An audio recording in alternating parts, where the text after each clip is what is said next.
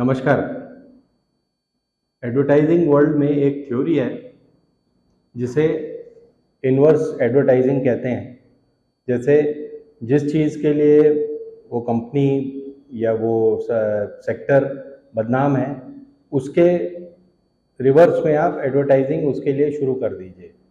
For example, जैसे जो petrol की कंपनीज हैं जो पेट्रोलियम निकालती हैं, जैसे शेल, इंडियन ऑयल और भारत पेट्रोलियम वगैरह, वो एनवायरनमेंट के बारे में एडवर्टाइजिंग करना शुरू कर देती हैं। वो आपको बताने लगती हैं कि वो किस तरह से एनवायरनमेंट को प्रोटेक्ट कर रही हैं, किस तरह से आज के एनवायरनमेंट को बचा रही हैं। उसी तरह बहुत सी कंपनियां आपको रोज़ाना एडवर्टीजमेंट या आपको संदेश भेजती हैं कि ये खर्च कर लो, ये बचा लो तो इतने पैसे बच जाएंगे, ये खरीद लो तो इतने पैसे बचेंगे। तो मतलब ये है कि वो आपका खर्च बढ़ा रही हैं, लेकिन आपको न्योता क्या दे रही कि आपके पैसे बच रहे हैं। इस थ्योरी को भाजपा ने बहुत अच्छे से इस्तेमाल किया है।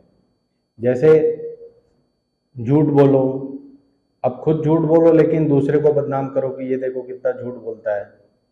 खुद वंशवाद करो लेकिन दूसरे पे चढ़ाई कर दो कि देखो ये वंशवादी लोग हैं। इस तरह से ये जो ज़्यादा चिल्लाकर या जो ज़्यादा सामने आकर बोल दे, उसकी दुनिया है, प्रचार प्रसार की, विज्ञापन की दुनिया है। अब इसमें दो कांग्रेसियों की एंट्री हुई है। एक हैं श्री कमलनाथ और दूसरे हैं श्री भूपेश बघेल। कमलनाथ जी ने भाजपा के एक सिद्ध पुरुष श्री बागेश्वर धाम के बाबा श्री शास्त्री जी को अपने यहाँ माने छिंदवाड़ा में बुलाकर उनका पंडाल लगाकर उनका भजन कार्यक्रम या जो भी उनका कार्यक्रम होता है वो शुरू करवा दिया, जिसमें कि सारे जयवर्धन सिंह से लेके सारे कांग्रेसी जमा हो गए। भारत कोई आर्थिक शक्ति नहीं है, भारत कोई मिलिट्री शक्ति नहीं है, पर सबसे बड़ी शक्ति भारत की आध्यात्मिक शक्ति है। और महाराज जी, आप उसके प्रतीक हैं, हमारे आध्यात्मिक शक्ति के प्रतीक हैं। और आप सब जो यहां हैं, आप इस आध्यात्मिक शक्ति के रक्षक हैं। मकसद यह है कि हम कोई भी ऐसा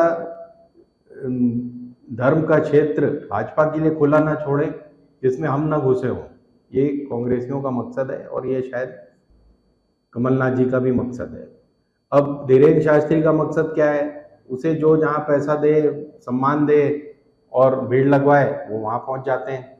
उनको क्या करना है? वहाँ पे जादू दिखाना है थोड़ा बहुत, और वो फेसबुक या बाबा तो है ही हैं।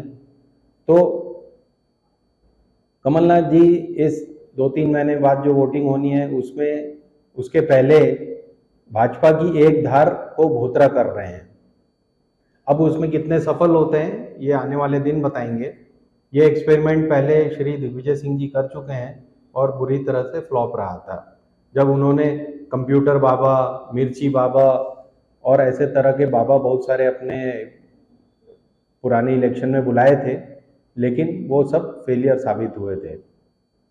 दूसरा एक्सपेरिमेंट कर रहे हैं श्री भूपेश बघेल, जो पिछले 3-5 सालों से गोबर खरीद रहे हैं, गाय गोठान बना रहे हैं, नरवा घुरवा, ये सब जो नागपुर वाले बाबाओं का उद्देश्य है, जो उनका फंडा है, वो ये खुद ही इन्होंने अपना लिया है। गौ सेवा और गोबर खरीदना, गौमूत्र खरीदना, ये सब अब एक सरकारी कार्यक्रम के तहत होता है।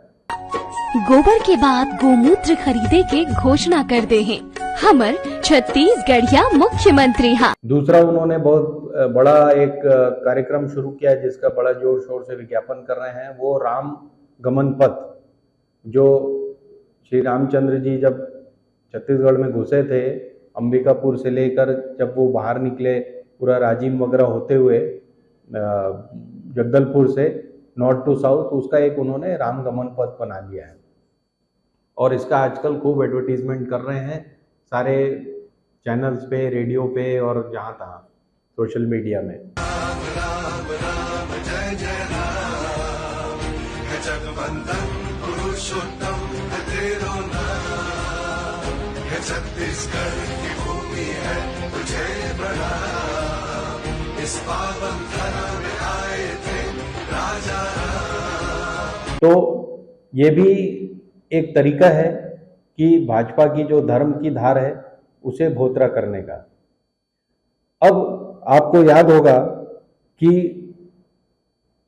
2014 के इलेक्शन के पहले इलेक्शन कमीशन बड़ा सख्त होता था कि कोई धर्म का नाम ना ले, धर्म की आड़ ना ले, भगवान का नाम ना ले अपनी इलेक्शन रैलीज में, झंडे वंडे, रंग, ये वो सिंबल्स, इलेक्शन सिंबल्स, ये सब पे बड़ा नजर होती थी। लेकिन अब वो पुरानी बात हो चुकी है। अब खुलेआम धर्म का नाम लिया जाता है, कपड़ों की बात की जाती है कि आप कपड़ों से पहचान लेंगे कि कौन है। भाइयों बहनों, ये जो आग लगा रहे हैं, टीवी पे उनके जो दृश्य आ रहे हैं, ये आग लगाने वाले कौन है वो उनके कपड़ों से ही पता चल जाता है। आप त्रिशूल और भगवा पहनकर घूमते हैं लोग, तो अब वो बात खत्म हो चुकी है। तो इसका इलाज इन कांग्रेसियों ने ऐसा ढूंढा है। आप विचार करें कि वो सफल होंगे या नहीं होंगे, और आने वाला वक्त तो बताएगा ही। धन्यवाद। हिंदुस्तान जिंदाबाद।